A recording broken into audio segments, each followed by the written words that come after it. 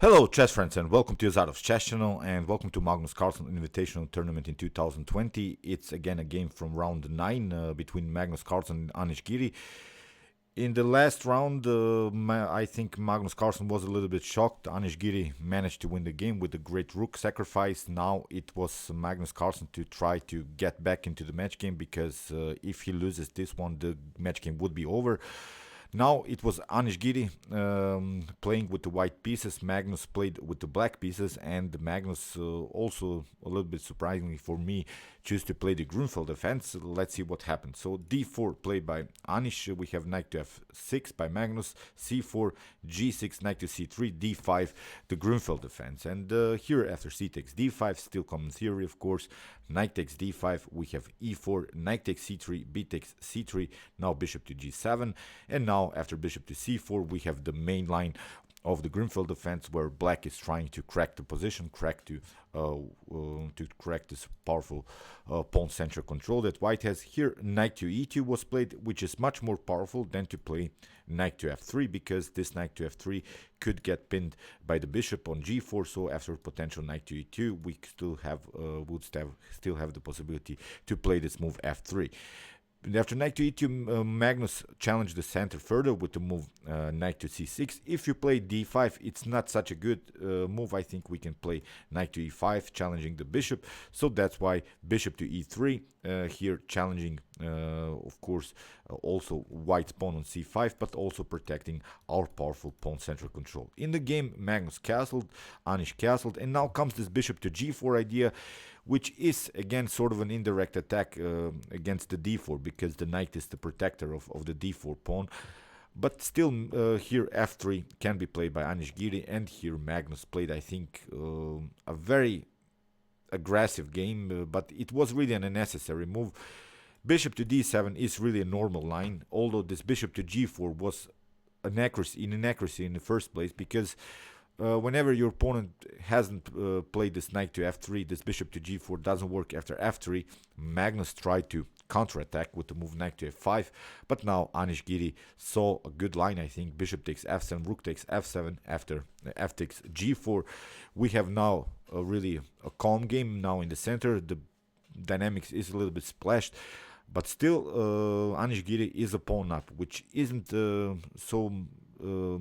which isn't, of course, a bad continuation, because although these are double pawns, but still you're continuing the game with these three powerful pawns in the center. So basically it's very hard for black to crack this pawn storm.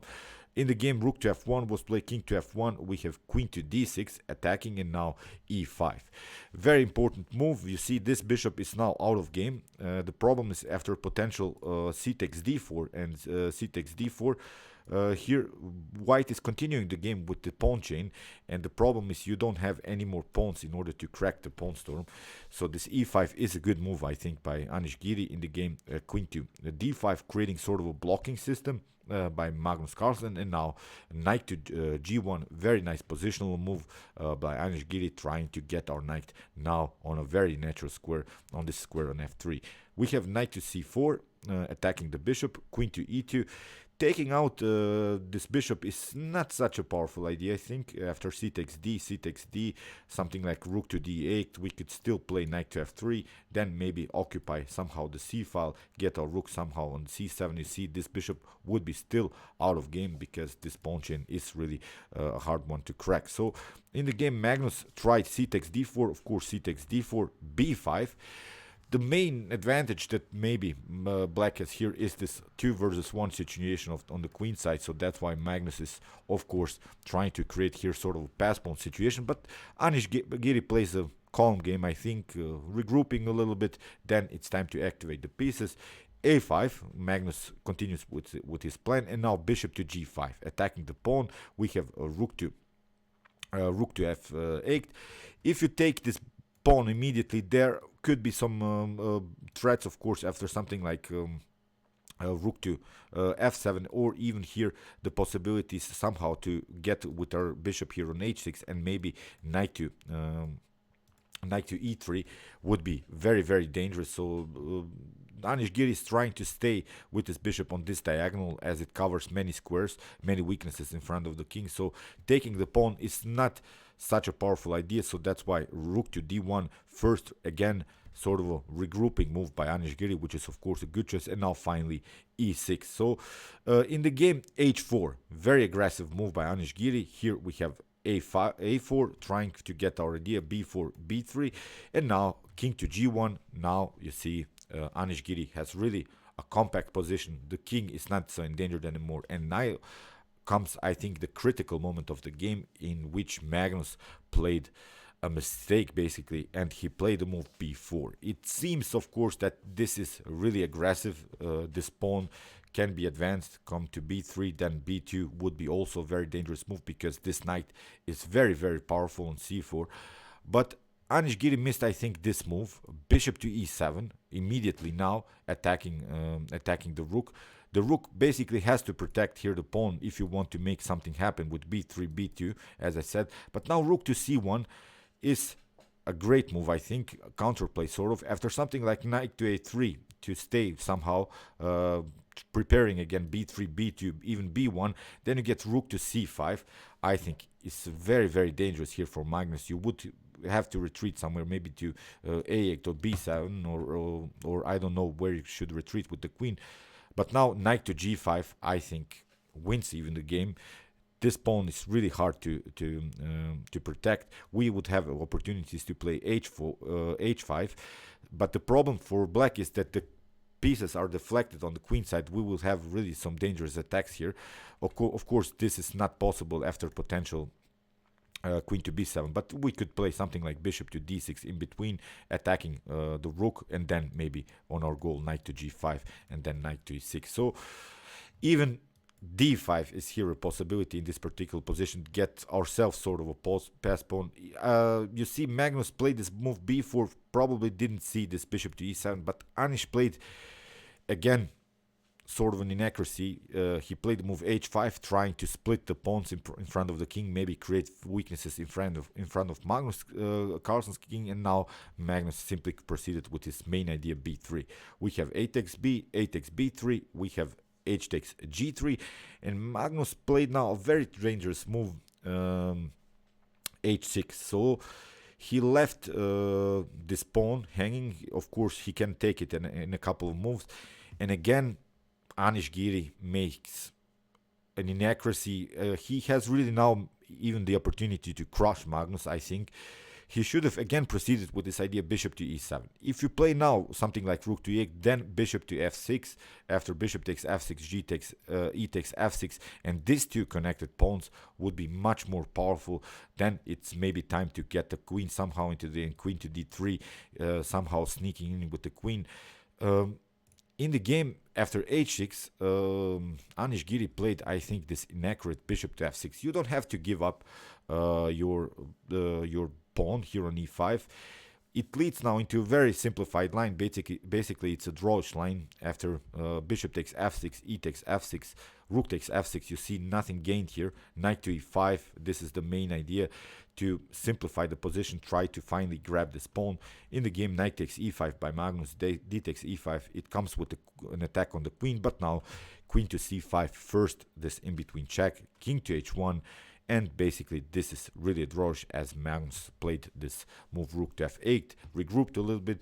Here, Anish Giri tried to, of course, trade off the rooks and maybe somehow get the queen to f7. That would be sort of a tactical idea, but of course Magnus defends it. Queen takes f1, now queen to e7. No checks are possible.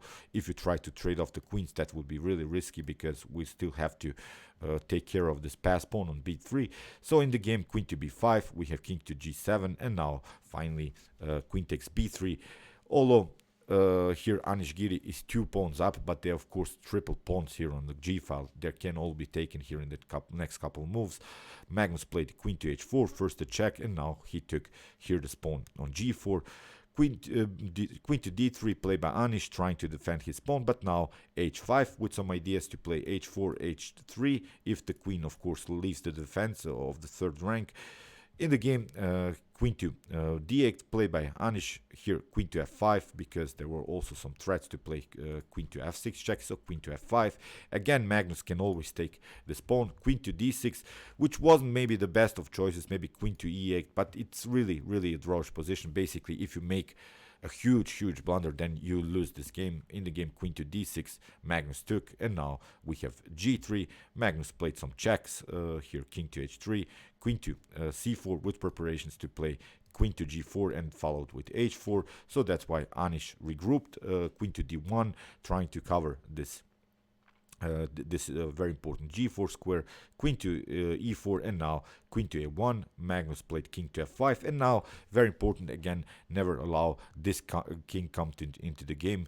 That's why queen to d1. If the queen takes or the king takes, will of course take this h5 pawn. So that's why Magnus had to come to g6 again, retreating, protecting this h5 pawn. And now here Anish played a very simplified line, g4, really forcing now trades of more pawns and more pieces. After queen to e3, Magnus played, Giri played queen to king to h4, and now we have queen to g5, attacking the king.